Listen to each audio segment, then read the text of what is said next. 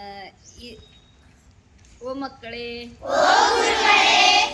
ಈ ಪುಸ್ತಕ ನೋಡಕ್ತೀರಿ? ಏನೈತಿ ಇದ್ರದ್ದು ಹೆಡ್ಡಿಂಗ್ ಏನೈತಿ? ತಲೆಬರ ಏನೈತಿ?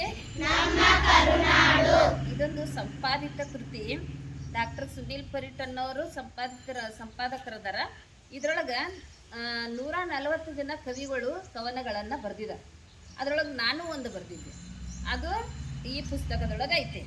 ಅದು ಎಲ್ಲೈತಪ್ಪ ಅಂತಂದ್ರೆ 44ನೇ ಒಂದು ಪರಿವಿಡಿ ಒಳಗೆ 44ನೇ ಒಂದು ನಂಬರ್ದೊಳಗೆ ಐತೆ.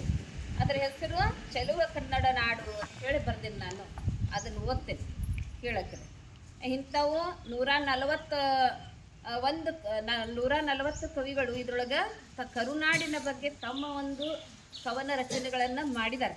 ಬಹಳಷ್ಟು ಸುಂದರವಾದಂಥ ಕವನ ರಚನೆಗಳು ಇದ್ರೊಳಗದಾವೆ.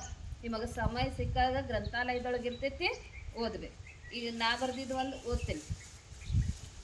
ಚೆಲುವ ಕನ್ನಡ ನಾಡು ನಮ್ಮಿ ಸಂಸ್ಕೃತಿಗಳ ಬೀಡು, ನಮ್ಮಯ್ಯ ಕರುನಾಡು ಆದರ ಆತಿಥ್ಯದ ಬೀಡು, ಕವಿಪುಂಜಗಳ ನಾಡು ದಾಸ ಸಾಹಿತ್ಯದ ಬೀಡು, ಶಿಲ್ಪಕಲೆಗಳ ನಾಡು ಸಹ್ಯಾದ್ರಿಗಳ ಬೀಡು, ಹಲವು ಭಾಷೆಗಳ ನಾಡು ವೈವಿಧ್ಯತೆಯ ಚೆಲುವ ಕನ್ನಡ ನಾಡು, ಬದುಕಿಗೊಂದು ಸುಂದರ ಬೀಡು ನನ್ನಯ್ಯ ಅಂದದ ಕನ್ನಡ ನಾಡು, ಶ್ರೀಗಂಧದ ಸುವಾಸನೆಯ ನಾಡು ಅರಮನೆಗಳು ಇರುವ ಬೀಡು, ನದಿವನಗಳ ಇರುವ ನಾಡು ಸಮೃದ್ಧಿ ಬೆಳೆಗಳ ಬೀಡು, ತ್ಯಾಗ ಬಲಿದಾನಗಳ ನಾಡು ಚೆನ್ನಮ್ಮ ಓಬವ್ವ ಜನಿಸಿದ ಬೀಡು, ವಿಜ್ಞಾನಿಗಳು ಉದಯಿಸಿದ ಬೀಡು ನಮ್ಮ ಚೆಲುವ ಕನ್ನಡ ನಾಡು, ನಮ್ಮ ಚೆಲುವ ಕನ್ನಡ ನಾಡು.